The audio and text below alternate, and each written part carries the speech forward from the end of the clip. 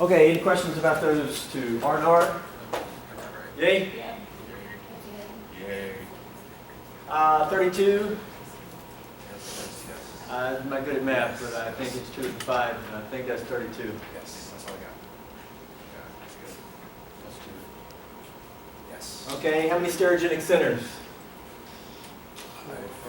5 to the 5. This alkene is stereogenic.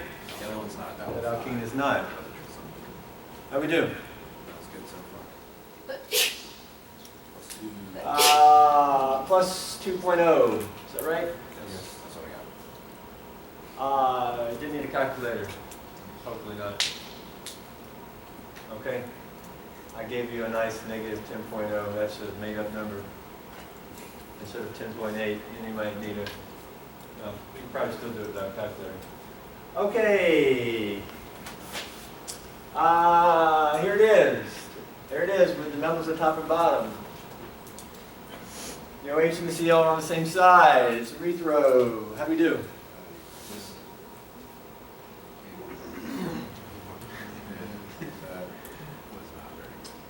Okay.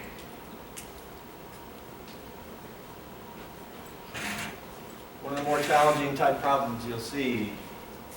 Lots of layers to it. Okay, we got an alkene, chlorine, and water. What does chlorine and water do to an alkene? That's going to be quick. What's the name of the type product that's formed? Halohydrin. Halohydrin, okay. Okay, reagents give a certain product. That's going to be quick. So hey, I'm making a halohydrin. Okay, what do I know about halohydrin? Chlorine and OH. Is the OH going to end up on the left or right carbon? But you can think mechanistically, this attacks chlorine because they don't react with water. Where are you going to make plus? Over here. Then the chlorine back bonds. And then the water attacks. It attacks the same place you'd make plus. Water attacks here. OH is going to end up here. Chlorine is going to be there. What's the orientation at the end?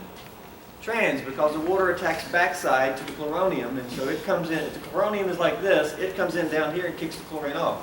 So the OH is down, the chlorine is up.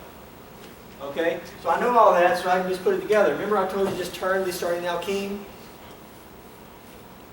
These are both up. If you turn it, they're both up.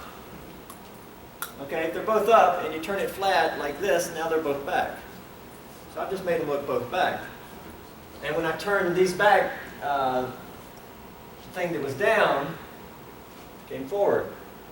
Okay? So now I've got perspective without having changed anything other than just... Now, how do the OHs and Cls come in?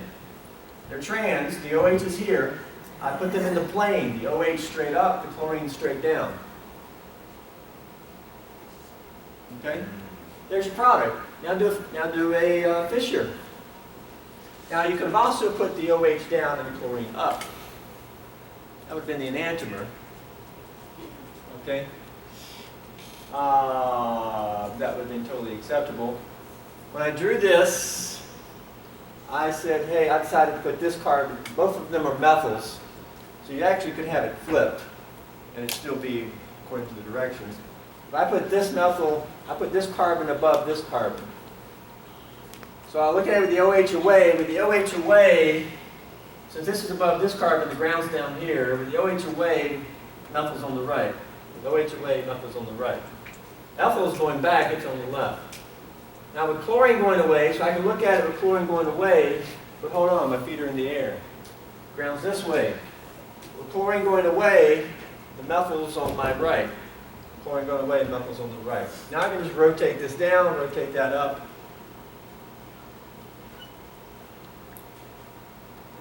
And it looks like that, and there it is with the methyls at top and bottom. It's erythro. Or you could have it with the OH and Cl over here, and that'd be the mirror image. It's also possible. It would also be erythro. This reaction does not give a 3O product.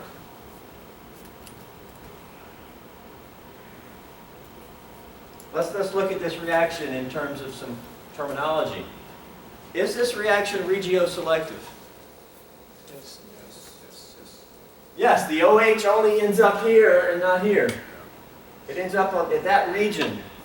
Remember, region means site. Is it site selective? Yes. Yeah, the OH ends up on that site, that region. Regioselective. You do not get product with OH here and CO there. You do not get that regioisomer. This reaction is regioselective. Okay? Is it stereoselective? New term.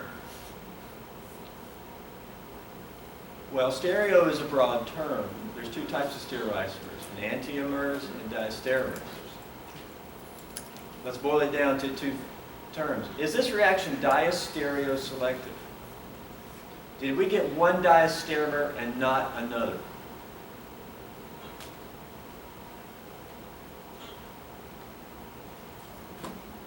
Which diastereomer does this reaction give?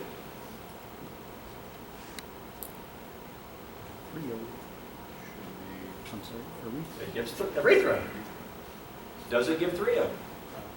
No, I just said that 30 seconds ago. It's erythro, not 3O. What's the relationship between erythro and 3O? Diastereomers. This reaction is diastereoselective. It only gives this diastereomer. It doesn't give the 3O diastereomer.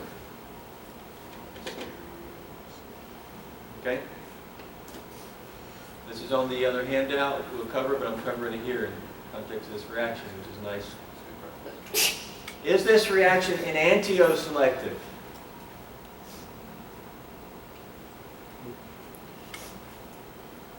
Because this is one enantiomer, right? This is chiral. 2 chiral carbons. Are you going to get the other enantiomer also? Yes, the other enantiomer comes from the OH down the Cl up. And if that was that, you would get the 2 over here. Okay? Yes, it's plus enantiomer. Okay? Plus enantiomer.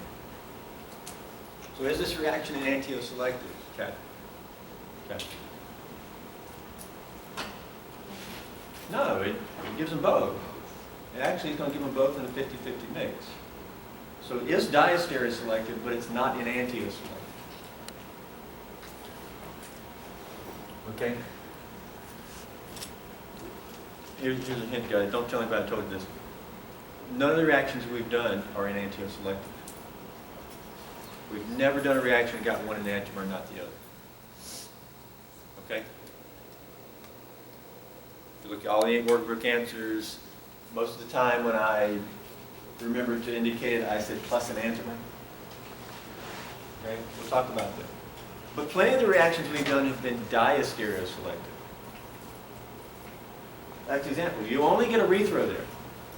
You don't get 3O in that particular case. And plenty of the reactions we've done have been regioselective.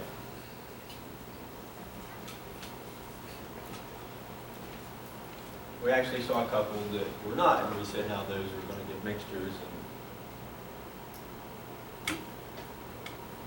Okay, I'll show you where that's in the notes, and there's some information we haven't covered yet. Mechanism. We got an alkene. That's the only chemistry we know right now, right? Benzene is not an there's not alkenes. I told you in organic 1 will never react benzene. In organic 2 we'll learn benzene chemistry. There's an OH there. We've not done any. Never started with an OH. We've used it as a nucleophile. We're doing alkene chemistry. We've got an alkene. The electrophile is H+. That's all this is, H+. If you're alkene attack H+. What does that give? You're going to make cation on right or left? Left. Left. What can attack the cation? Okay, sulfate. A number of you use sulfate on the quiz as nucleophile. We said that sulfate will never act as a nucleophile. Okay?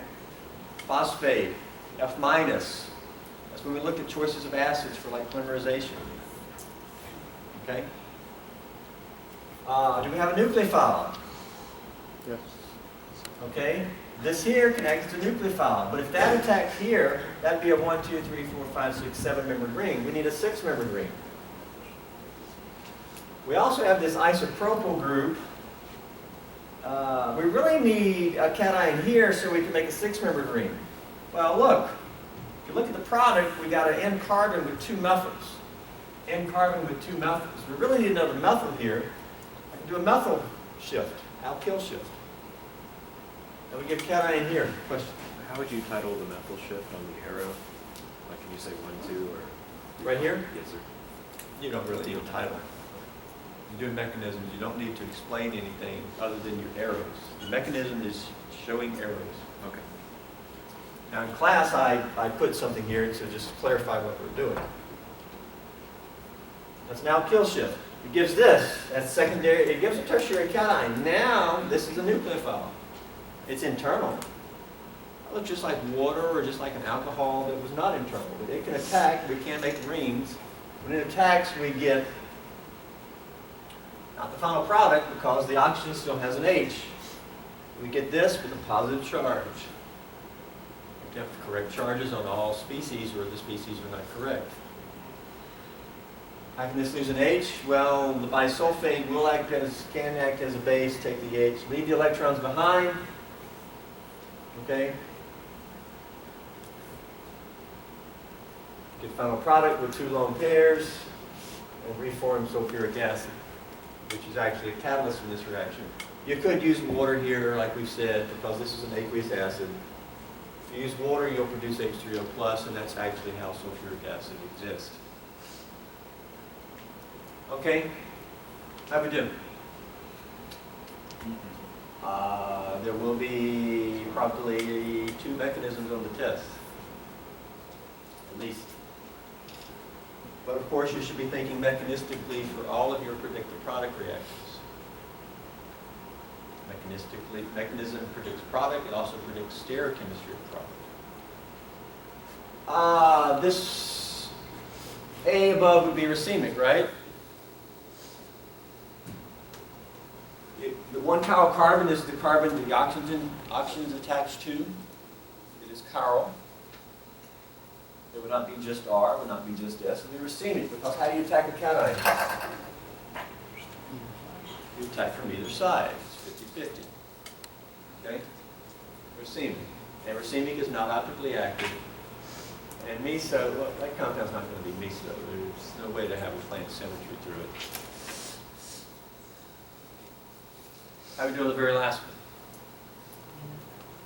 So the methyl shift is also either side. Ooh. Well, it doesn't really matter. This carbon is not chiral. But I mean, in terms of the mechanism, you could show it either side if Right. you're working through it. Yeah. Right. But it doesn't matter unless one of these methyls is tagged somehow. But see, that's not chiral. So you can draw the new methyl forward or back, it's the same thing. Right? If it's not chiral, it doesn't matter because it's like a paper clip. Marvin. Can you scroll up a second? I missed something. In the copy paste. This will be posted upstairs. Okay, test on Monday, yay?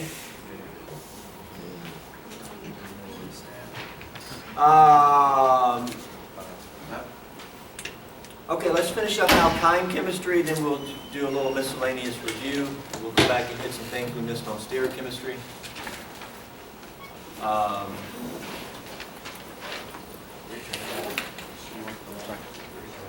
Yes, thank you. Let's go ahead and turn in lab reports. Actually, hold them. We'll take them up in about 30, 45 minutes as a break. Alkyne chemistry.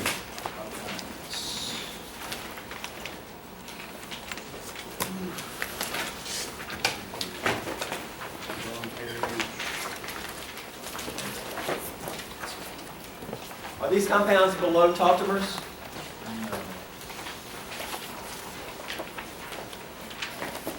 I hear a no. Do I hear a yes? Can I get a yes?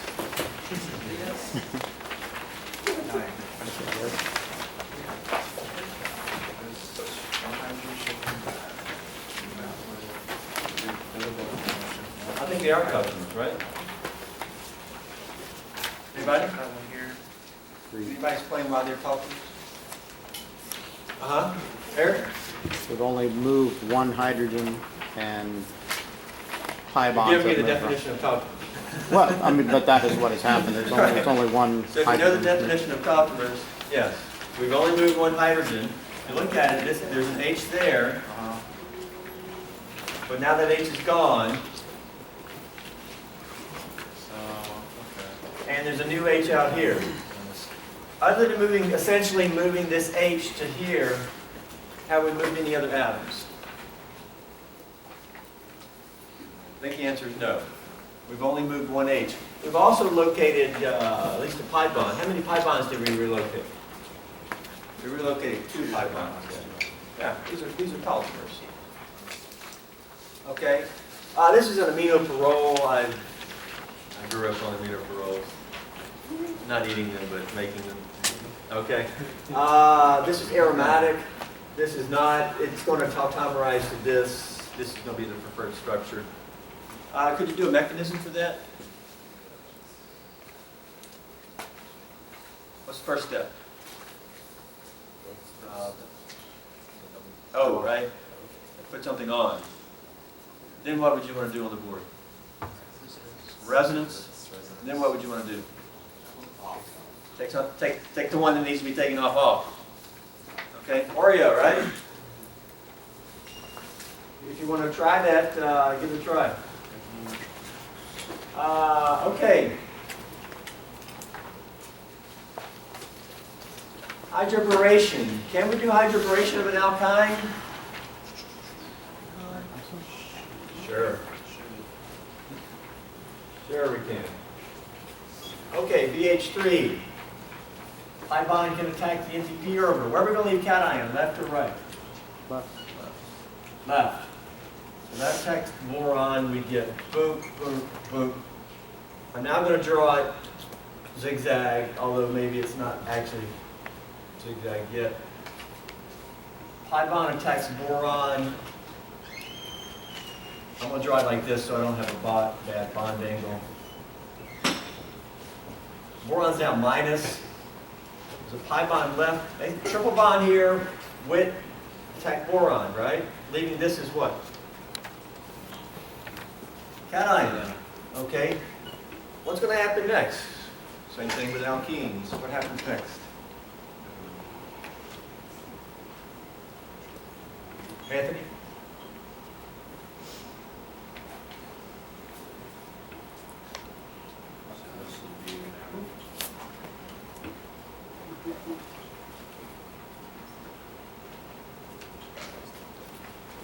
Who's practiced the hydroboration mechanism? Anybody else? The hydrogen shifts over. Derek? Yeah, the hydrogen shift. Hydride shift, right? The boron is a hydride, like sodium borohydride. It's an H minus donor. Going to shoot like H darts. These electrons get shot away over here. It's not a 1-2, but a 1-3 hydride shift. And when that gets shot over there, we get what? There's now an H there.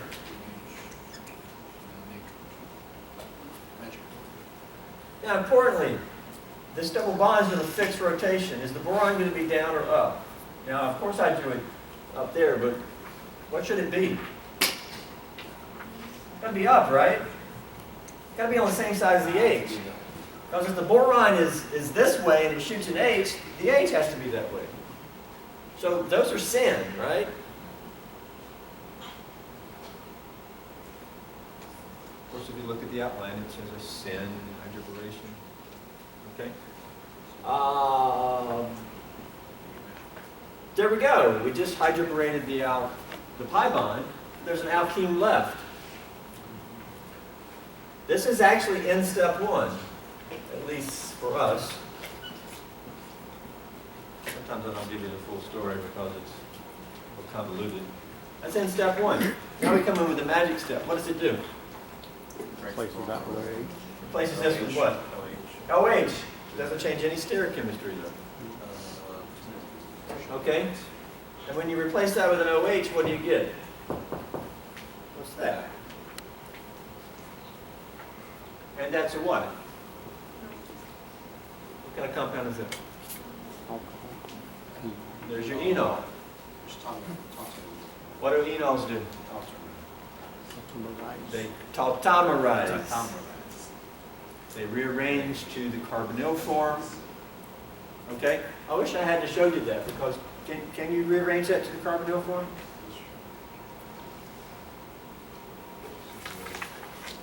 You're going to be able to rearrange that to the carbonyl form on the test? Okay, there's the carbonyl form. This becomes O carbon double bond. Essentially the H ends up here. I mean, not here, because if it was there, you couldn't have double bond. There's already one H there, right? If the H ended up there, you'd have two H's there. And you got 5 bonds to carbon. Okay?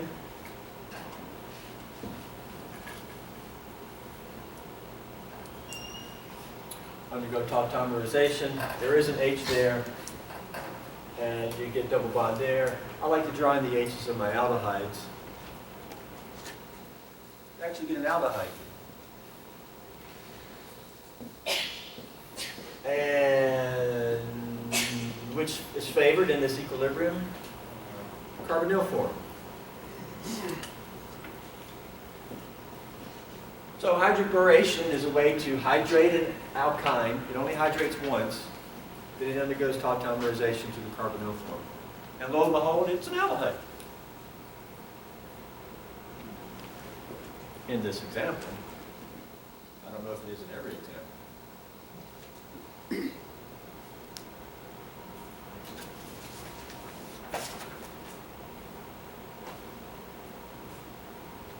When a terminal alkyne is used,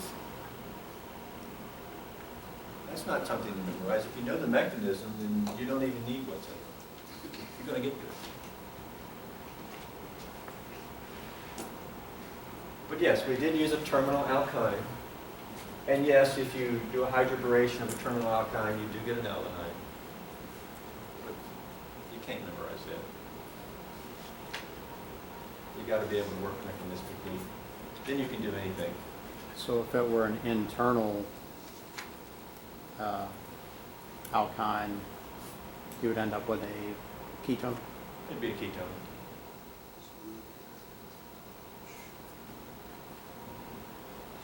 I mean, if this was an R group, it'd be a ketone.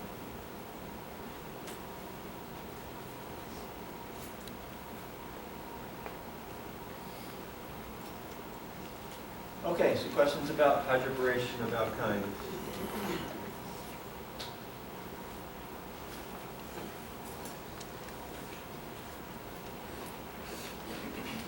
Okay, let's look at reduction of alkynes. Remember we looked at reduction of alkenes using like hydrogen? Like palladium or nickel or something? Okay. You can reduce the pi bond. But you can also do reduction of alkynes with hydrogen. Then we'll do it with a different reagent. The pi bonds can be reduced with hydrogen. If you take an alkyne, treat it with hydrogen and a precious metal catalyst, your choice. 2H is going to add to the pi bond. How do they add? Cis or trans? Syn or anti? Cis, right? Here's the alkene, you're the catalyst, should be 2 H's. Boom, they're on the same side because they came from the catalyst, right? All right? So if we did it one equivalent, we'd add 2 H's, we get cis because the H's are on the same side. That's where they came in from the top. When they come in from the top, they push the methyls down. But because the H's are cis, the methyls are cis.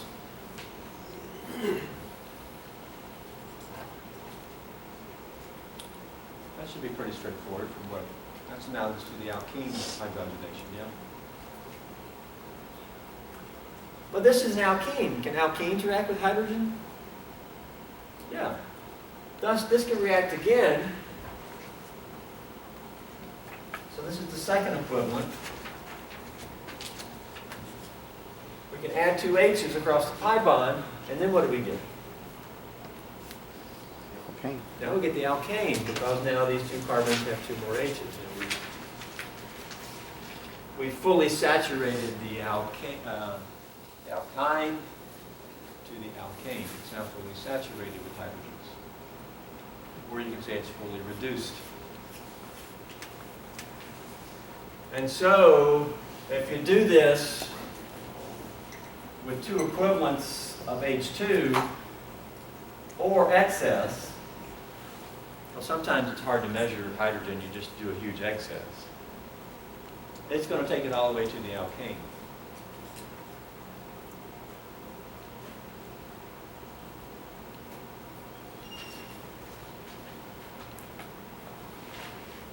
In some regards, this is like, why would you want to do this? Because alkanes are cheap. Who's making alkanes this way? It's very expensive to come this way and get the alkyne. But there's some reasons you might want to do it. There's a couple of drugs, synthesis examples. The other thing is, can you stop at the alkene? That is, can you just do one equivalent and stop here? The answer is, if you use a standard catalyst, it's impossible to stop here pretty much. As soon as this is formed, it'll keep reacting.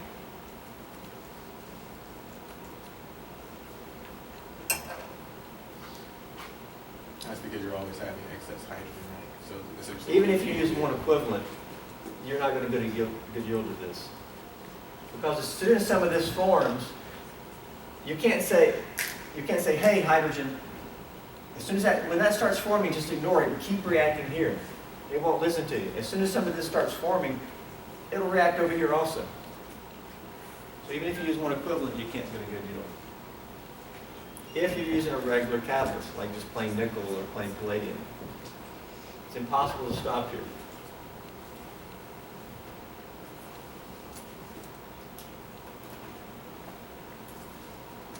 But chemists have developed ways where you can stop there.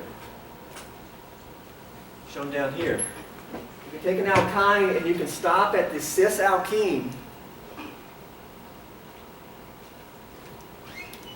or we can broaden this out to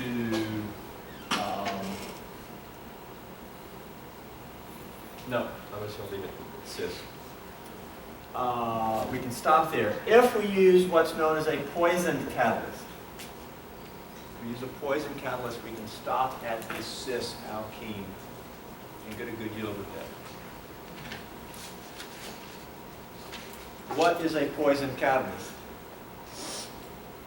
It's a catalyst that has been modified to make it less reactive.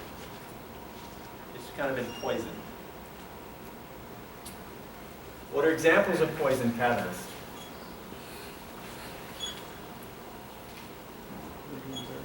Palladium with barium sulfate.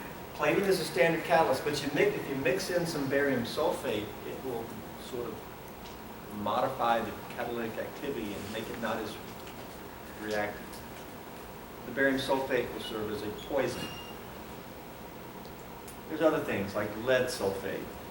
A lot of metal ions will poison your precious metal. Another thing is Lindlar's catalyst. That's a name developed by a person, Lindlar, a chemist by the name of Lindlar.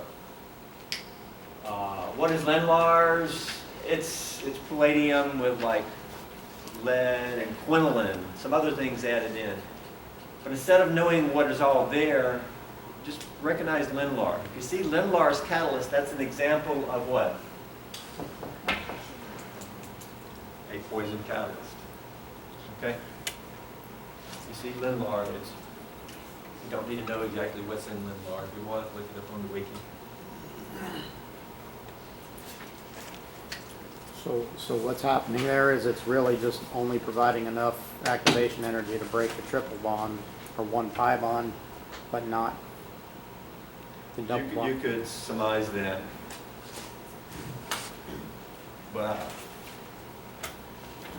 I've never really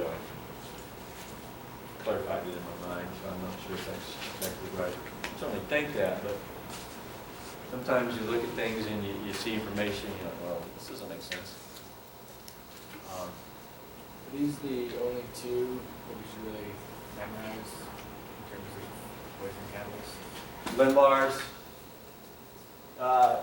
Yeah, I mean, usually you'll just see it as poison catalyst, but very often you may see it as Linmars. I reckon you could see something. If you see something other than just palladium, platinum, nickel, if you see something with it, it may indicate that it's a poison or a dopant. But for me, yeah, that's it. Especially Linmars. So chemists have developed a way to stop. And so this is actually a way to make alkenes from alkynes. But if you use hydrogen, it's going to be cis, because we know the hydrogen, it still comes in off the catalyst, syn addition. Well, this brings up a question. Since we now know how to make cis alkenes from alkynes, can we make trans alkenes? Well, you can, but not using hydrogen, because it comes in.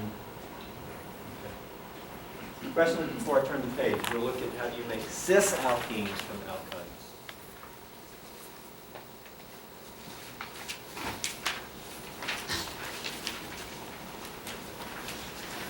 Okay, here we go. We'll make a trans alkene from an alkyne. It's the same star material, but now we're showing a trans product. How can you do this? You can do this with sodium metal and ammonia as a solvent.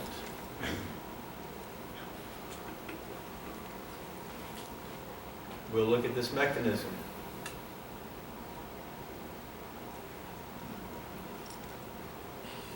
Just like the previous reaction, this is partial reduction. Poison catalysts give partial reduction, not complete reduction to the alkane. This is partial reduction to trans. This is actually a radical reaction. And it's our first look at a radical mechanism, or radical reaction. All of our previous mechanisms have been ionic, where we make ions as intermediates. This one will be both radical, there'll be some ions also, but it will include radicals. And we'll explain what this means. And we'll explain why it's trans. First off, this is sodium metal, oxidation state of 0. Okay, did y'all ever see sodium metal in Gen Chem? Yeah? Somebody demo sodium metal, usually, did y'all cut sodium metal? Okay. Anybody ever seen sodium metal? Yes. Anybody ever seen aluminum metal? Like aluminum foil? Yeah. Iron metal? But not sodium metal. No. Sodium metal is softer than a usual metal is. It's almost like hard Play-Doh. In Organic 2, I usually show you guys some sodium metal. Okay, sodium metal, that's the oxidation state of 0. That means it's metal. Okay, metallic sodium. This is ammonia. Ammonia is a gas at room temperature. But if you cool it down to minus 33 degrees or lower, it'll become a liquid. And you can actually use ammonia as a solvent. Now, it's a solvent here, but it's also going to be a reactant. So usually solvent implies it's inert, but not always. Okay?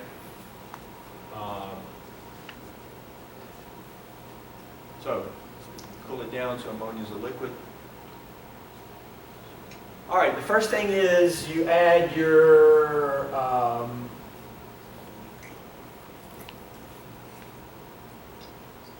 you got your ammonia there, you cut your sodium, you add it in, and so you're going to add the sodium.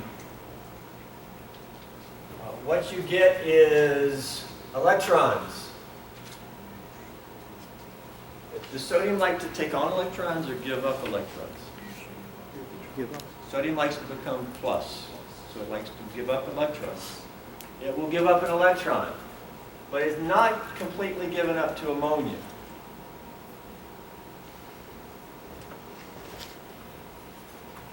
You get an electron that is sort of free, but it's solvated. Okay?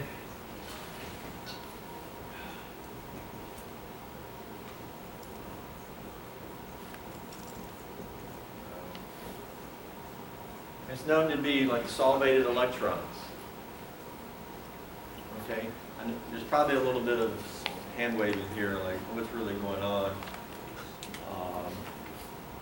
Also, you actually also get a very nice blue color. Color of Veronica's shirt over here. Okay, and often colors like that indicate radical, where you've got single electrons.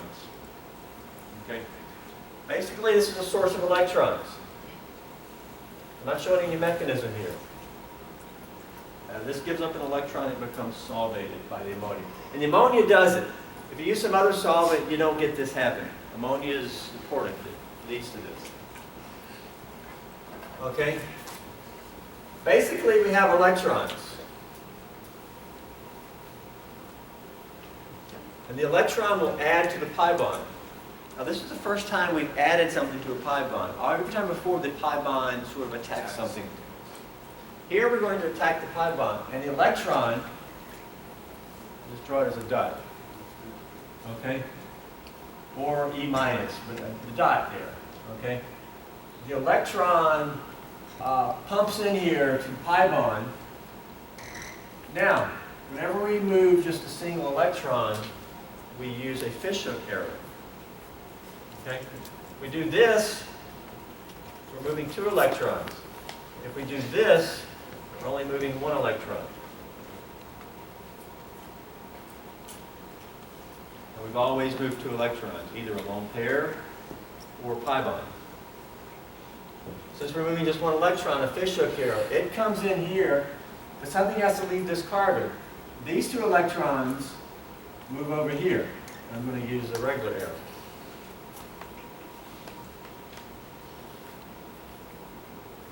What does that arrow movement give?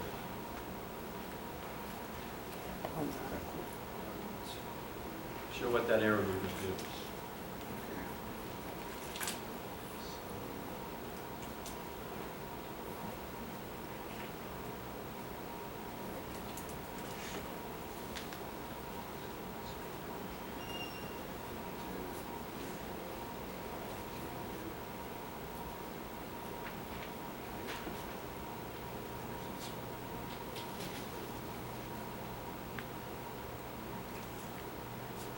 What's now on the carbon on the right? Minus. That's the charge, but what else is there?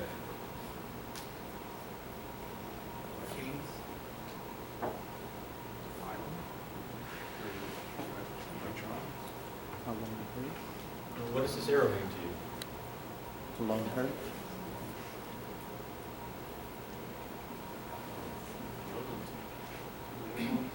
What? 2 double bonds? To this carbon?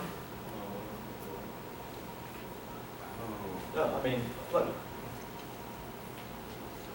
If I do that, what does this mean? Electrons.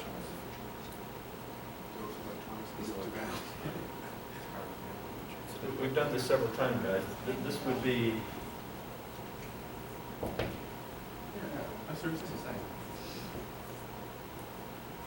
These electrons are just moving onto this carbon. But this is 2 electrons. If they sit on this carbon, they're going to sit there as a lone pair. If we did this, what would that do? This back. The electrons are moving in as a pi bond. This does not mean we disconnect the 2 and we move them to this carbon. Here, they're falling back in. Here, they're just kind of standing up and become a lone pair on the carbon. Here, we're making them fall back in as the pi bond. Okay.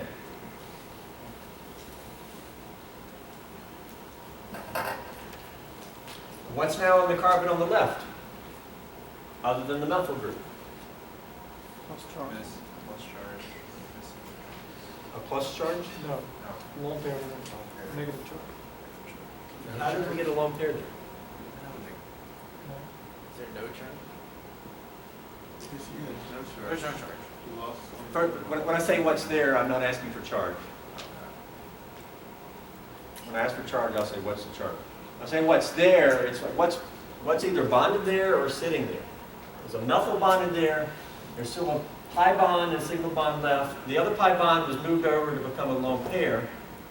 What's sitting here now? Say it again. One electron. One electron. Because what did we just do here? We brought in one electron to that carbon, Yeah, okay. and we moved these two over here as a lone pair.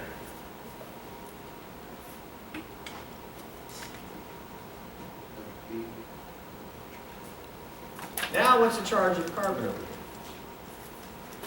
That's a minus. What's the charge of this? That's neutral. Okay? That electron,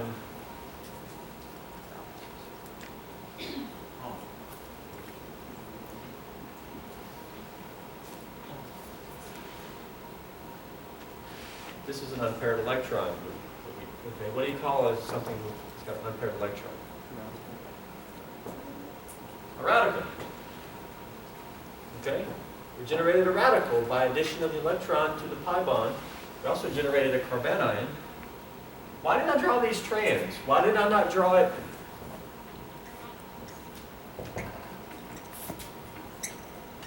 like this?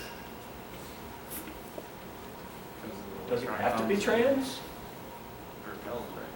So, more stuff to the other. It comes from the back or from the top. The electrons will be pushed away from the repulsive force, right? To be trans. Sounds like you got it, but okay. Why is it trans and not cis? Because we have selectivity here. We're only going to trans product. But why is it trans? Why when you use hydrogen is it cis? Because both H's come from the same side. It has to be cis. Okay. Why is this trans? It's trans because it has a choice. Yeah, it has a choice. And which is going to be preferred? Trans is going to be preferred because the groups are opposite. Also, your electrons are sort of opposite. This is preferred. It's not from any particular attacking geometry. You got two choices. This is lower in energy. Since it's lower in energy, the activation energy leading to it is going to be lower, most likely. So this is the lowest energy pathway. That's why you get trans. We had a choice, and the most favorable one was chosen.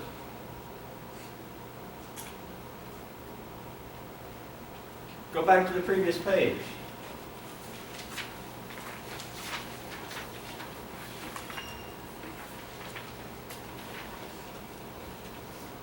When we do this reaction, do we get the most favorable product? Maybe the only product. We get cis, we don't get trans. See, a lot of students say this should be trans because isn't trans more stable? But then I have to explain. But the H's come in from the same side. It has no choice. It has to be cis. Okay? Can you explain why the electron, I guess the captain might be right, but why does the electron displace the lone pair? Where does an electron displace a lone pair? Or, I mean, displace the pi bond rather. I don't understand why it happens. I understand what happens. Why it comes in here? Yeah. That actually doesn't fit. As we move forward, we'll talk about when you attack a pi bond. And you would not predict that you attack it here. Only thing I can say is pi bonds are weak. Ultimately, this is driven by, we're breaking a pi bond and we're making two new sigma bonds. We're going to make two new CHs. So it's driven thermodynamically. I mean, it's a good question. It doesn't look obvious why an electron would come in here. But I can't really explain much more. But yeah. Okay, we get to this point by an electron coming in and pushing the pi bond over to the carbon as a lone pair. Okay? At this point, what do we need to add to each carbon? H's. Where do the H's come from? There's only one place that they can come from. They come from the ammonia. At this point, ammonia, which is usually a base, the ammonia acts as an acid here. And these electrons take an H from ammonia. There's our good old acid-base mechanism.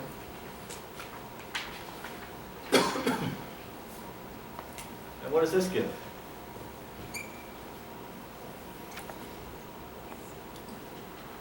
Now we got an H here, still a radical there, plus what?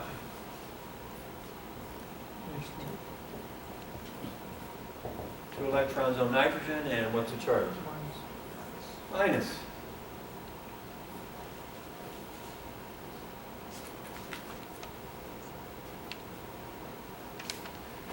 Okay, at this point,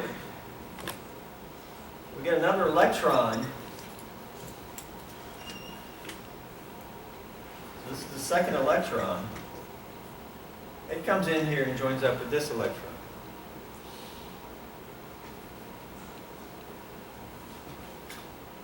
And we get boom, boom, boom, boom, boom. And now we have a lone pair there, that's a minus. And now what do we need to do to get home? We need an H here. Ammonia can supply the H. And so we take an H, leave this behind, and we get that plus another NH2 minus.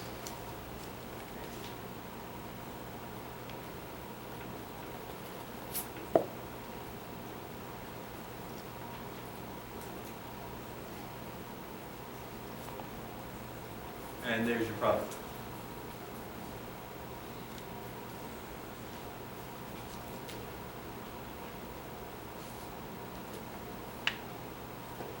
Pump an electron, we create a carbanion. Carbanion takes an H for ammonia. So you get the one H on there. Then we pump in another electron to the radical to make a lone pair. It's minus, and then it takes an H from ammonia. If you do that with ammonia and succeeding reactant, what are you left with? If you did it with ammonia as limiting reactant, you wouldn't have enough H's to get final product. Right, I just mean in terms of the solvent. No, usually you use ammonia as excess because it's also a solvent. It's a huge amount of ammonia. I'm trying to wrap my head around what happens to that NH2 minus, like, if there's nothing left for it to react with, is it just left there? You want to show a complete balanced reaction? Yeah, it's taking the sodium, so it takes sodium as a plus. At that point. There, yeah. Here's the starting materials. Yeah. We get this plus what? Pretend all that's erased. Let's that plus what? Well, what do we generate here? We generated this, right? Yeah. How many of those did we generate in the mechanism? Two. Two of those.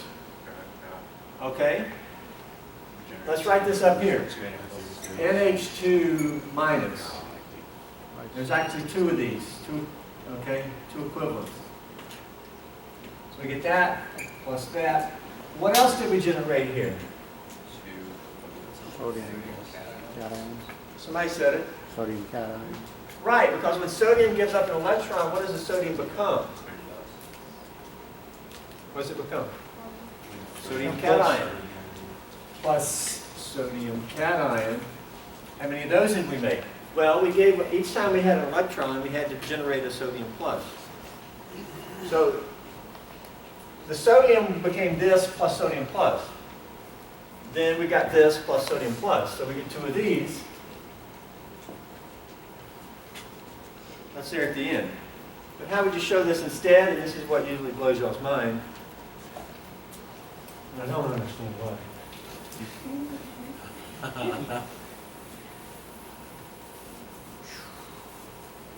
You get that plus 2 NH2. Okay, two of those. There's your balanced reaction. Well, if you want to completely balance it, we put one in front of the sodium. 2, number 2. 1. One of these reacts with two of these and two of these. You get one of these plus two of those. Now it's completely balanced. 2 sodiums on this side, 2 sodiums on that side. 2 nitrogens over here, 2 nitrogens over here. 6 H's here. 4 here. There's 2 there. Okay, so there's the same atoms on both sides. See, you guys look at this and typically don't understand that that is sodium plus, right? This is a salt. Thus, the NH2, if that's plus, what's the charge of that? minus. And if it's minus, there's two lone pairs. The 2 means there's 2 of these. Okay? There's 2 of them. If you break it in half, you got 2 of these and 2 of those, what I showed up there. You guys just seem to always have difficulty of knowing that this is the same thing. You got to know that's a salt. That's a salt, just like if you looked at, you guys know that's a salt. But for some reason, you can't tell that NaNH2 is a salt. And I don't know why. If someone would tell me why you have so much difficulty with that, it would help me.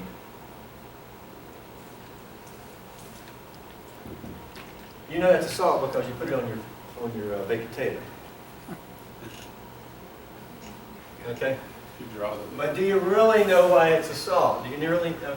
And the electrons and the charges. And then it's really ionic. How does that one taste? Do what? How does that one taste on your baked potato? Well, this one's very basic. This is more basic than hydroxide. It's a strong base because that minus is nitrogen's a bad parent. It'll let those electrons get out and bite your tongue off. You don't want to eat that guy.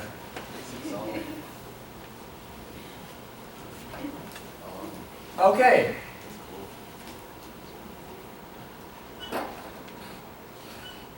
You know, half of that is stuff, straightforward mechanism. The other half is, you know, there's practical stuff. If you really want to understand chemistry, you gotta want to understand the practical stuff. Okay, so why is that called a dissolving metal reduction? Because at the beginning, most metals, including sodium, don't dissolve easily. Think about iron. If you put iron in water, does it dissolve? If you put iron in acetone, will it dissolve? No, it's not going to dissolve in anything. But if you put it in acid, it will. That's because it reacts with the acid. And as it reacts, it forms ions, and then it will dissolve. Well, we started with sodium metal. What did we end up with? Sodium ions. And at that point, it will end up being dissolved. A lot of times when you use metals, it's called a dissolving metal reduction, because at the end, your metal's dissolved as ions. It's a very simplistic general term for dissolving metal reduction. By the way, that was a reduction, right? We added H's to our alkyne to make the alkene. First look at a radical reaction. There's actually another radical reaction out there that involves HBr and peroxides. We may look at that or we may not. Okay, let's finish up here. Last topic for alkynes. I mentioned before, the SPCH has some acidity. pKa is about 25. Now it's not as acidic as water, which is 16. But it is acidic enough to do some chemistry with. Now, we should look down here first, where it says NaOH with an X. How can you remove this H? Is sodium hydroxide strong enough to remove the H? Well, if we did the mechanism, these electrons would take the H, these electrons would stay behind on the carbon. That would give this minus plus water, right? We're making water. Of course, the sodium would sit with the minus. And there you go, there's your acid-base reaction. But is that favored? Well, the pK of this is 25. That's 16. Which side's favored? 25 is favored. This side's favored by 10 to the 9, which is a billion. So at equilibrium, you got a billion of these and only one of those. Hydroxide is not basic enough to deprotonate a terminal alkyne.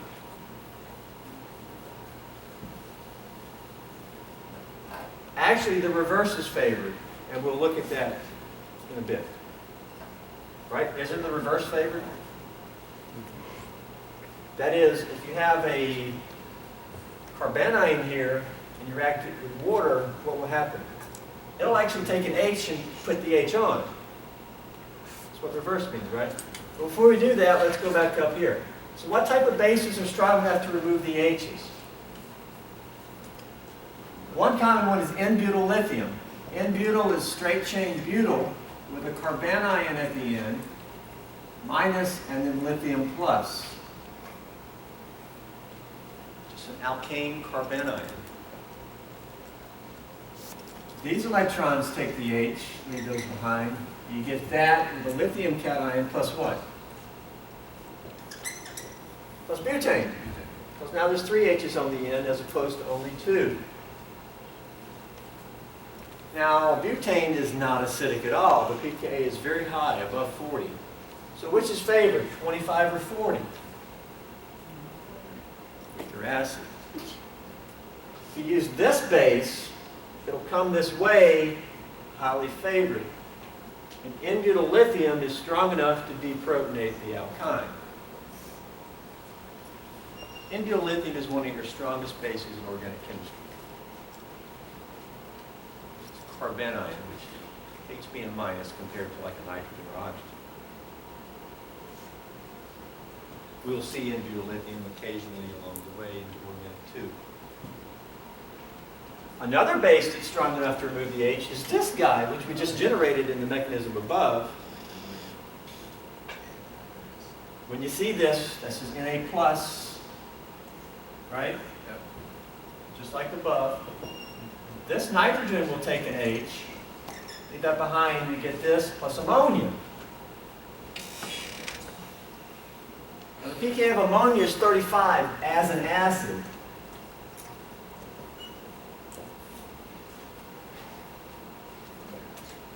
Which is favored, 25 or 35? 35. Yeah. Okay. What's the name of this base? Sodium amide. Why am I calling it an amide? Is that an amide? There's two things that are amides. An amide is a functional group with a carbonyl. Yeah. But an amide is also a nitrogen anion. Because, what do you call it when you got a Cl minus? Not chlorine, but chloride. So if we have an amine, this is an amine. If this was a minus, it would be not an amine, but a amide.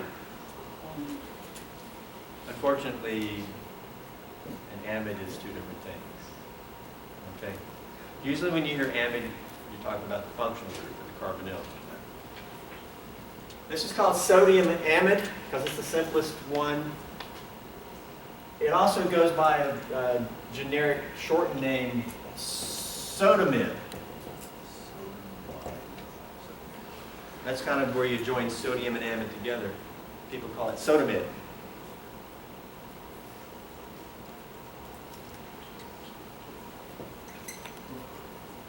Okay. Sodamide is classically used to generate your sp carbanion, also known as an acetylide anion, because acetylene is the most generic, smallest alkyne. In practice, sodamide is a terrible base, but in the textbook, it's a great base. Okay, so here are two bases where we can make these, and that's all we're doing right now. Down the road, we will do chemistry with these carbanions, and we'll say, okay, how do you make the carbanion? You have to remember different bases that can make these. We're not going to do any chemistry with these right now, for just two. Okay, we said hydroxide is not strong enough. The reaction is actually reversible. If we reverse it and show it that way, here's an example. That is, if we react a minus with water, we actually get this back. That with water. Calcium carbide. We'll finish up here. We'll take a break, then we'll look back at some stereochemistry stuff. Calcium carbide, what is that? CaC2. What's the charge of the calcium? +2. Regina, what's the typical charge of calcium? +2. Good. Thus, what's the charge of the C2? -2. Yes. It's two carbons bonded together with a -2 charge. How many valence electrons does C2 with a -2 charge have?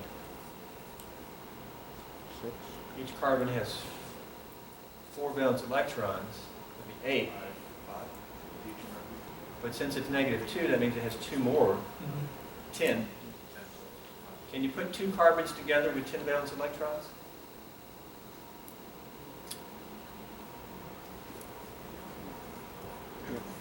Triple bond. If you actually do it, you're going to get that right there. Combine Do it. the calcium. 2, 4, 6, 8, 10. That's a minus, and that's a minus. There's C2, 2 minus. What is this? The same as that, except it's minus on both ends. It's the dianion. That's called carbide, because it's just carbon, and it's got a minus, it's negative. So it's carbide. Now, you got to have +2 sitting with it. You can have calcium 2+ sitting with it. Or maybe you got sodium and you got 2 of these. Maybe it's Na2C2. You know, it could be various. The calcium carbide, I think, is an ore, or it's easily made. I don't know why it would be an ore, because it's water reactive. But it's the most common carbide to have calcium. Okay, what happens if you treat this with water? What happens if you treat a minus with water? This will take an H from water, right? That takes an H, that takes an H. What do you produce? Acetylene. Plus 2 hydroxides, and the calcium can sit with the hydroxides. You treat this with water, you generate acetylene, which is your simplest alkyne that's used as a torch, to run torches, or, okay? But this is the reaction that's used in I mentioned the miners' helmets, okay, or some type of old-timey lanterns. What they would do is they would have a container full of calcium carbide.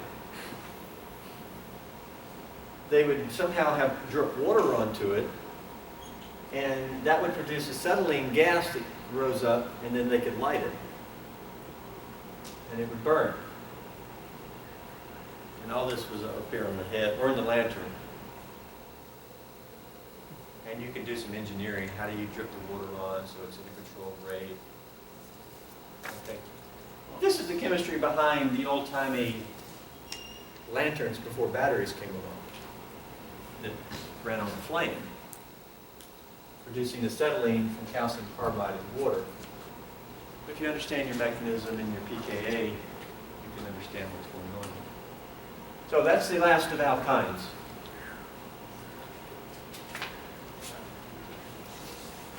Synthesis of alkynes will be covered during test 3.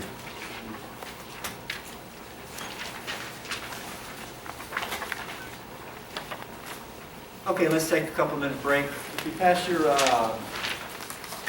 recrystallization answer sheet to the side, to the center.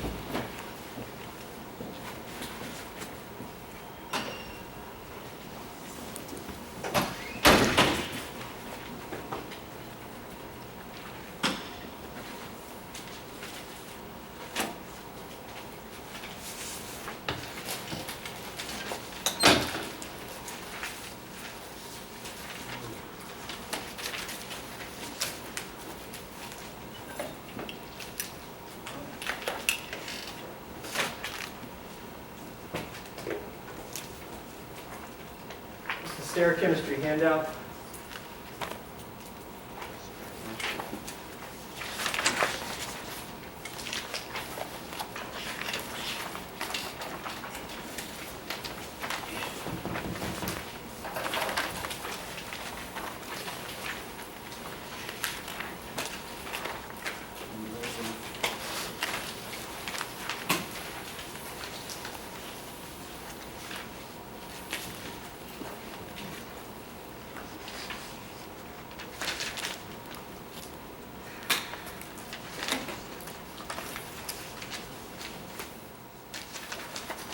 Review today at 1 o'clock if you'd like.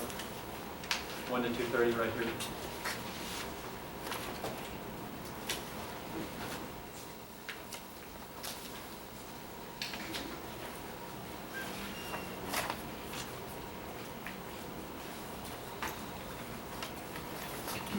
We'll look at this and then let's look at the first page.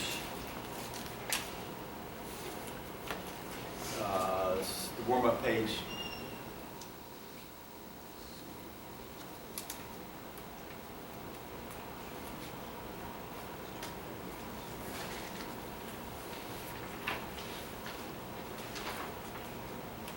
Okay, here's a drug, levofloxacin, also known as Levaquin.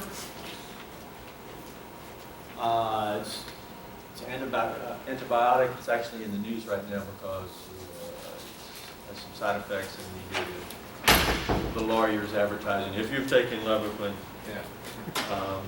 Okay.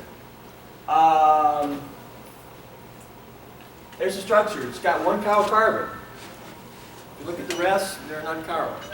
The stereochemistry is shown. It's only one enantiomer. Only one enantiomer is given. Okay. Is it R or S? R or S? Somebody says S.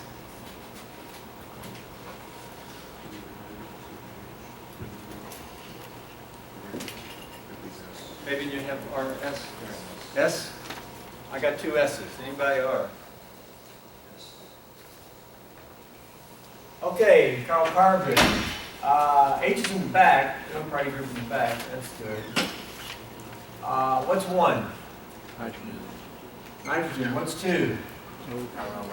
Carbon with O, and then carbon with H is 3. Counterclockwise, H in the back, it's S. Yes. Yes, it's S. I think it's S.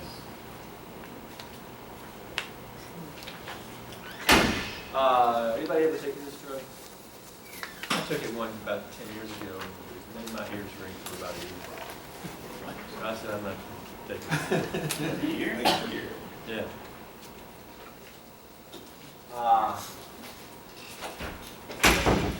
Was it something else that happened at the same time as I don't know.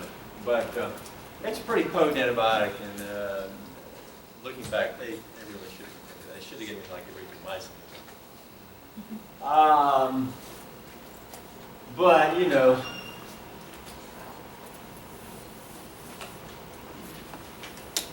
yes, it's this. Is it D or L? D or L? Not enough information? Actually, there is some information up there. Is it D or L? What's the name of this compound? Levo. There's the L. Levofloxacin. Levaquin. Why do you think they call it levofloxacin? Because it's levorotatory. It's L. Apparently this drug rotates PP light to the left. Remember, a lot of times names have some information in them. Not always, but sometimes. Okay. The only reason we know that is because of this tricky little thing. Otherwise, no information is given. Here's the formula. It's got a half a mole of water associated with it. And so it's called, that's why it's called the hemihydrate, half hydrate, levofloxacin. Okay, let's get started back over here. I think we finished up the top row. We labeled those here. What about this guy? Chiral, achiral, meso, what did you get for this one?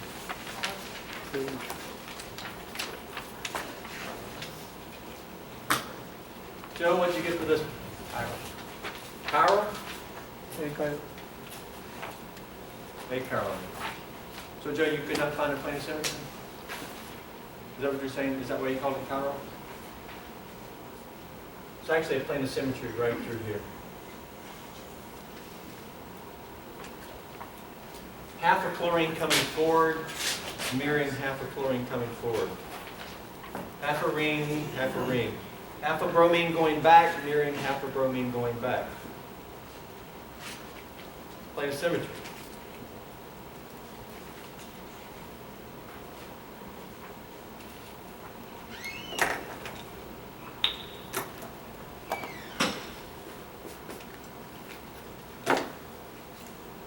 Since it has a plane of symmetry, it's not chiral. You want to call it achiral or meso? Does it have chiral carbons? No, No, it doesn't even have chiral carbons. That's not chiral. It's got a chlorine, an H. This is the same as that. It doesn't even have chiral carbons. I want to call this just achiral. How about this guy? Do you see the plane of symmetry? Maybe let's skip it. How about this one? Do you see a plane of symmetry here? Yes, this has a plane of symmetry right through here. It also has a plane of symmetry right through there. This way, it's half a ring and a methyl forward, half a ring and a methyl forward. This way, it's half a methyl forward, mirroring half a methyl forward. Half a methyl forward, mirroring half a methyl forward. Two planes of symmetry. Is that chiral? No, it doesn't even have chiral carbons. This is achiral. How about this guy? Chiral. Can you do a plane of symmetry to this guy? I mean, is that a plane of symmetry? Bromine going back, mirroring bromine going back. Uh-oh, we don't have a methyl going forward. That's not. That's not. You got a bromine over here, you don't have a bromine over there. Hopefully you can see there's no plane of symmetry here. Since there's no plane of symmetry, the mirror image is going to be different. What do we call this? Chiral.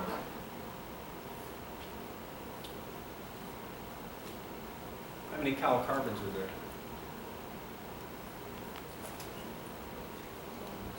It's got 3 chiral carbons.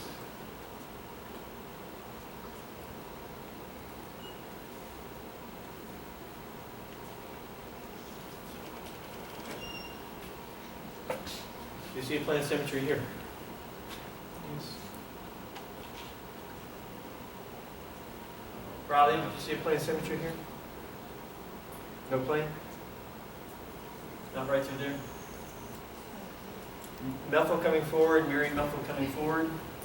Half a bromine going back, mirroring half a bromine going back. Ring, mirroring, ring.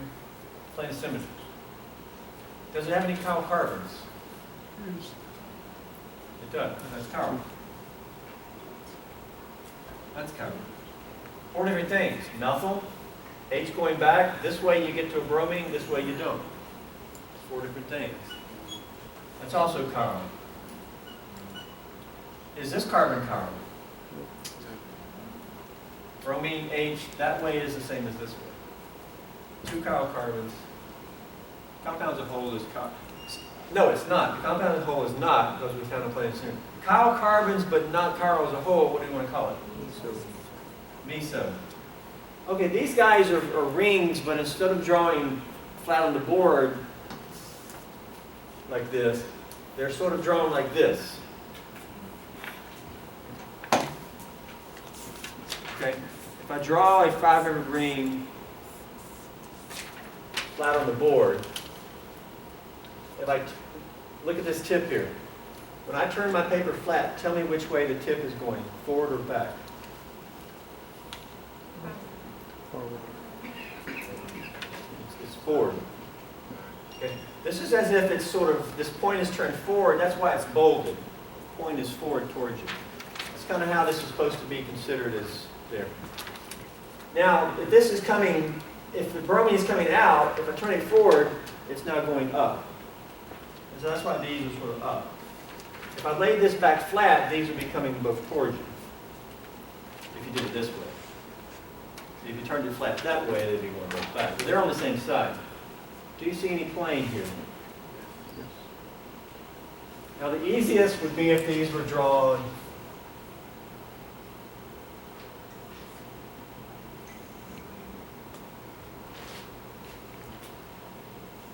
if these were drawn like this, you could easily see the plane of symmetry. But what if we just turn it a little bit? This one has a plane of symmetry. It's right through the bromines. It's right through that back carbon, just like that. Well, that's the tip. That's the point in the back. And this is between the two bromines. Yours is 2 carbon away, that one is only 1 carbon away. Do what? Your bromine's 2 carbon away, but that one is only 1 carbon away. Okay. I didn't mean that to be the exact same compound. I was just showing you how it could be easy. If you saw that, you should say, hey, yeah, easy, I see a plane of symmetry. What I'm saying is these are not quite as easy. And it just turned. Yeah, you're right, it's not the same. That's 1, 3, where this is 1, 2. Yeah.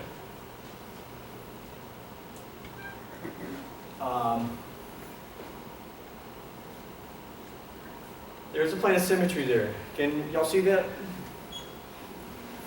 Okay. If you had a model, you could stand over here and look through there. You can see how you're splitting between these two carbons, and then you go through and you split through the point. The carbons are chiral. This is meso. How about this guy? You see a plane of symmetry there. Maybe I can cut right through the bromine and right through this bromine. Well, then I'd have 2 carbons over here, and I'd only have 1 over there. There's no plane. This is chiral. This is analogous to, maybe you could redraw it like this. It's a 5-membered ring with bromines at the 1 and 3 positions, and they're trans. 5-membered ring, bromines at 1 and 3, but they're not cis, they're trans. And you can draw these just straight. If we redraw it like that, is that a plane of symmetry? No, you'd have to have a bromine here. So that's not a plane of symmetry. How about that? Is that a plane of symmetry? No, you got 2 carbons on this side and you got 3 on that side. Well, maybe if we cut through the point.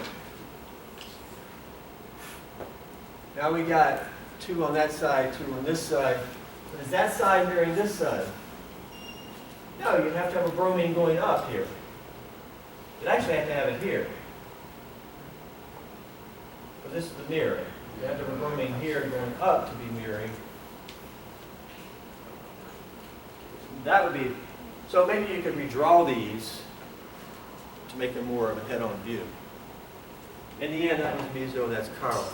But you do sometimes see rings drawn like this. Okay, where's Waldo? That's what we just played right there. And you find a plane of symmetry.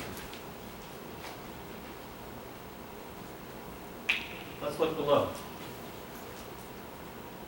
These are like the one that was on the quiz.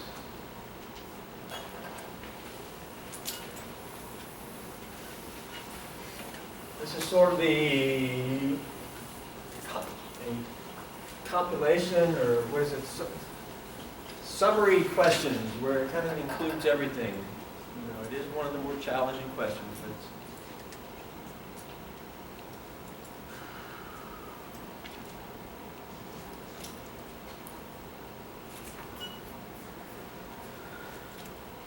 But what's the first thing you want to do? First thing is, what does MCPBA do to an alkene?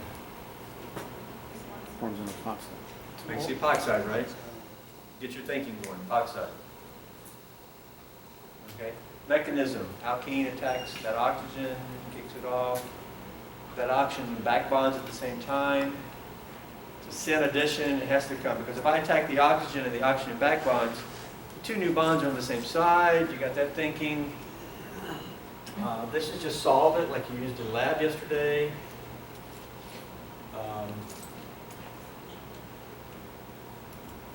Let's come back to that one. This is like the one on the test with the chlorine and water on the quiz. Let's start with this one down here, which might be a touch easier.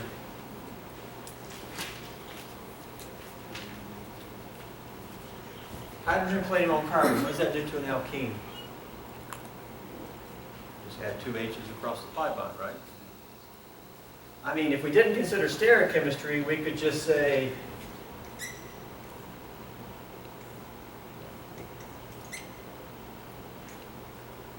there's your product with two new H's here. They're not drawn in, right? Problem is, that's chiral and that's chiral. Because now it's tetrahedral.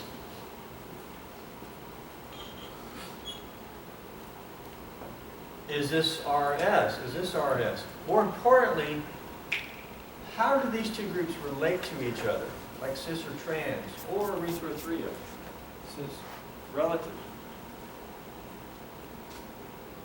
Sam, you said cis. I don't know what that really means, because what's cis?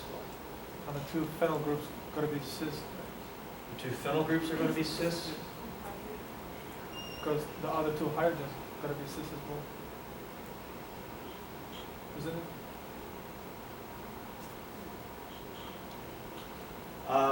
You may be right, but I'm not sure. Let's see if you're ultimately right. I showed you how to do this by a process. What's the first thing I suggested doing with your alkene?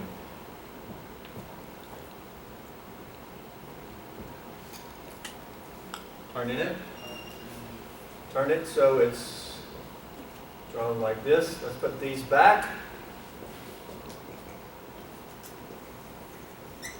And let's put these forward.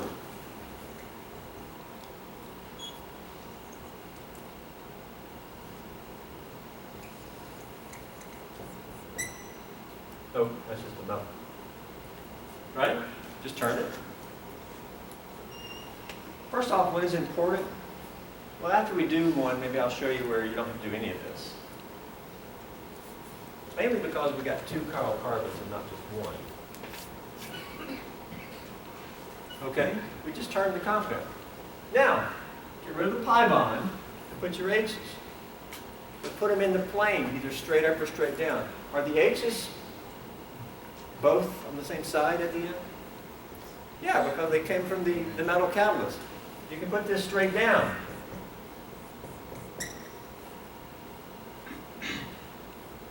Now this looks like kind of a bad bond angle. I mean, really this is, however you want it, it's still coming forward. Yes. But this will allow us to do what we need to do. Now hold on, Sim. You said the phenols would be cis? Well, right there, they're trans. But if you draw the wedge and the dash right next to each other, What do you mean if you draw it right next to each other? I mean, it doesn't show like well right now because the dash and the wedge, they are like real far away because the bond angle is like, You want to draw this more up? yes. That's what I just said. I mean, we could draw it more up, but it's still forward, and it's still trans. Transfer each other.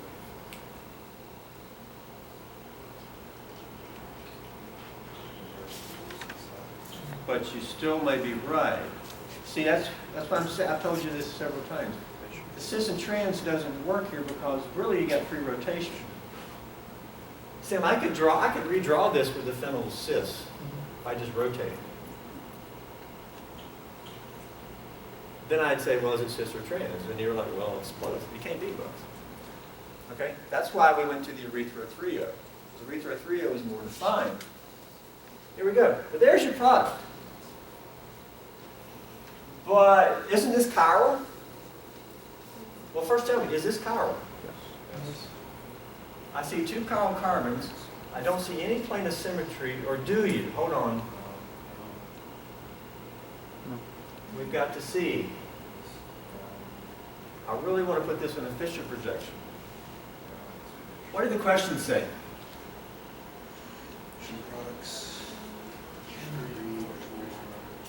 Show products 3 and 4 in a Fisher projection with filament top and filament bottom, 1 and 2, okay? Put this in a Fisher with phenyl 1 at top, phenyl 2 at the bottom. Why don't you go ahead and do that?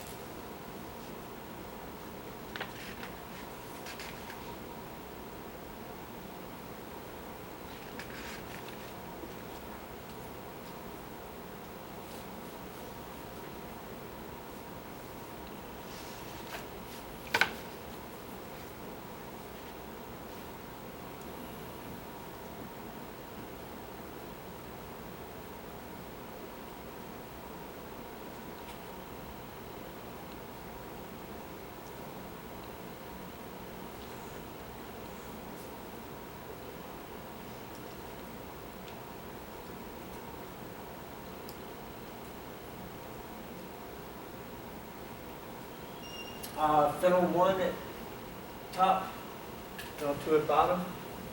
That means the ground's over here. Phenyl 2 is closer to the ground. Right? Okay. So if I'm standing on the ground, phenyl 1 at top, what's in the plane? H. With the H going away, what's on my left? The H going away, what's on the left?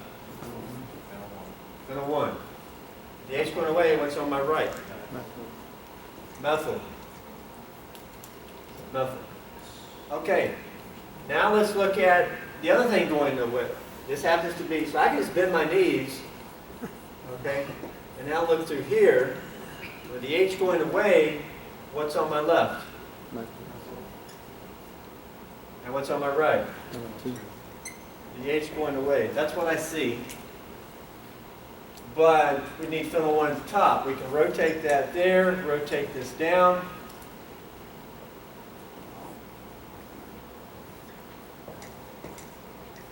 Phenyl 1, phenyl 2.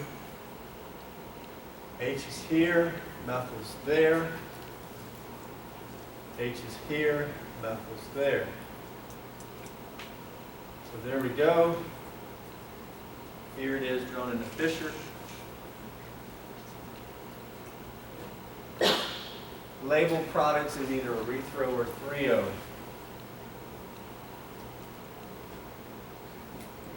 When you ask like that, it's as drawn like this. As drawn like this erythro or threo. Threo. Now we should have started with this question. Is this compound chiral or not? Do you see a plane of symmetry? Is that a plane of symmetry? No. And that's really the only place you ever need to look if it's in the Fisher. It's chiral. Okay? That means you will also... So this is one enantiomer. Right? It's chiral. That means we can also show this over here. Mirror image.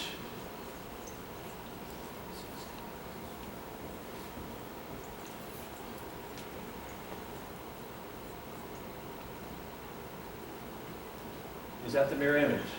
If that looked in the mirror, let me see this. Yeah. These are enantiomers. It's a DL pair. One's D, one's L. If you do R and S, If that's R and that's S, then this is S, that's R. Okay, question. Does this reaction only give this one, or does it give both? Derek, how do we get both? Guys, making the spin. Do what? Well, you can go in from the bottom to the top. Yes. I brought these in from the bottom. We could have also brought them in straight up. If you do it straight up, you wouldn't have changed your projections. You would just have the same starting projections, phenyl 1, phenyl 2 here. You would have erased pi bonds and brought them in straight up. Then you would draw on your fissure. And if you had chose to do it this way, you would have gotten the one on the far right. It's a 50-50 chance of coming from the bottom or the top. You get both. That is, this reaction is not enantioselective. It's not just going to get one enantiomer. But what did we say earlier? Are any of the reactions we've ever done enantioselective? No. None that we've done are enantioselective. Right? Don't tell anybody I told you. Now in test 3, we'll do some where you only get one enantiomer, but there'll be a reason why. Okay, so that's what you get. Regular products. If these H's had come in trans, you know what you would have gotten? Here's one thing that students always tell me. They say, I don't understand why the H's are on opposite sides, because the H's came in cis. Well, that's because essentially when we drew it over here, we rotated. Well, there's free rotation. And they're actually trans in the fissure, where they came in cis over there. So the students who want to just memorize are like, well, they should be cis here. Okay? It's a process of thinking. And really, I shouldn't even have brought that up. If you just go through the process, you'll see that they're going to be trans over there. But this reaction is diastereoselective because we only get 3O. Both of these are 3O. This does not give a rethrow. The only way to get a rethrow is if for them to come in anti. If you look at it, that would give a rethrow. But you don't get that. Okay.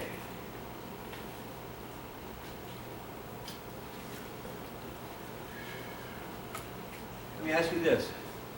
So when you do this reaction here, is your product going to be optically active? Now when I say product, I mean like the stuff in the flask, the entire stuff in the flask. Is it going to be optically active? Cancel out, if you cancel out racemic. No. It's racemic, yeah.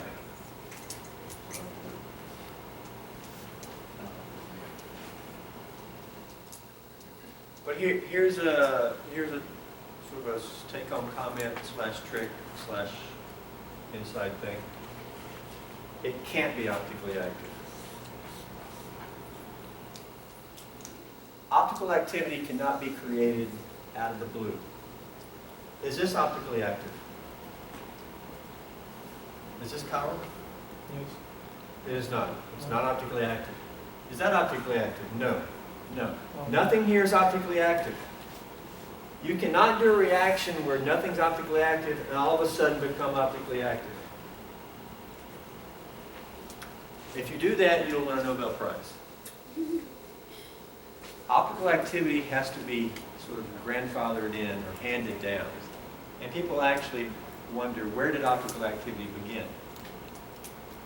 To create something not chiral or optically active, you have to impart some optical activity onto it. Okay? So keep that in mind. If this is not optically active, that can't be. And why is it not? Because you actually get racemic. Now, you could separate them. If you could separate them, then this would be optically active. But what I'm saying is, the mix that you have at the end of the reaction is not. It's racemic mixture. Okay. Can you do the one at the bottom? With the last couple of minutes we have?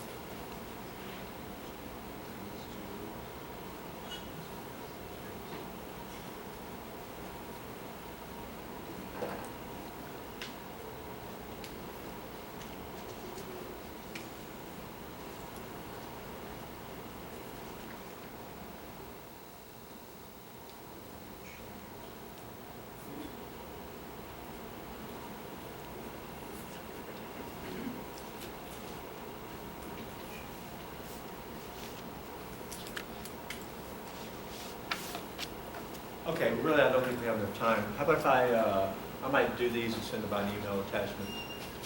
Okay, but there are also ones just like this in the workbook. Okay. Actually, one of these may be in the workbook.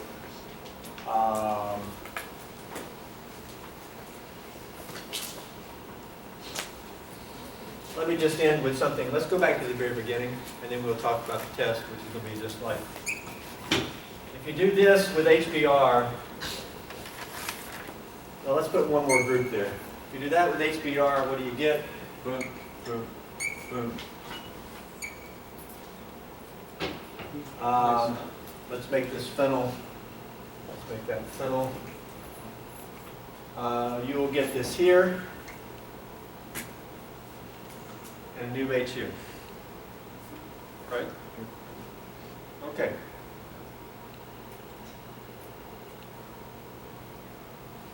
Is this Carl? Yes. Is it going to be R or S?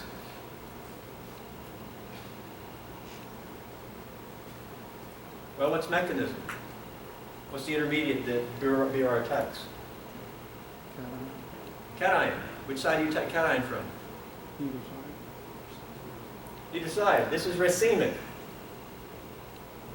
That is, I could draw it as R, and I could draw it as S. Or I could just keep it generic and call it racemic. Okay? R and S. It can't be both, but half the molecules you form are going to be R, half the molecules are going to be S. Do we need to draw it in a Fisher projection? No. Is there anything else to say? Is it optically active? No, because it's racemic. We know it's not optically active because nothing over here is optically active. And so it can't be. It's racemic. It's when you have two carbons that then you start having relative. That's when we had to start drawing in a Fisher. Okay? So a lot of times, I mean, you could draw this with like bolded and then say plus an enantiomer. That would be where it's dashed. Okay? All right, guys. Test on Monday. The nomenclature, short answers like quizzes. There will be predict the products. Okay? Where you have this plus this gives this. Some of the products may not have much stereochemistry, or they may be pretty involved in stereochemistry. You have to recognize when there's stereochemistry, when there's not. You may see like the string material in a product and say, okay, what's the reagent that would accomplish this? Okay? There'll be mechanisms where you give this reagent to the product, and I say, okay, give the mechanism. Arrow movement. Like there's on quizzes and plenty in the workbook.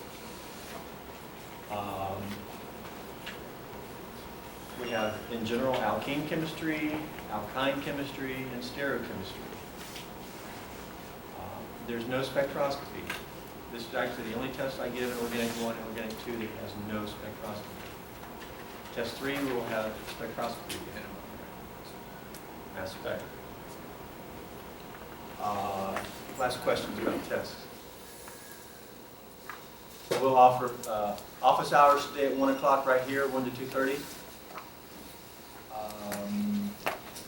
Monday you have the group alkyne hydration lab. The bromination report will be due come to lab second day next week, Wednesday or Thursday. I think that's it, guys. If anything, you can ask, but take off. Have a good weekend. If I don't see you this afternoon, test on Monday.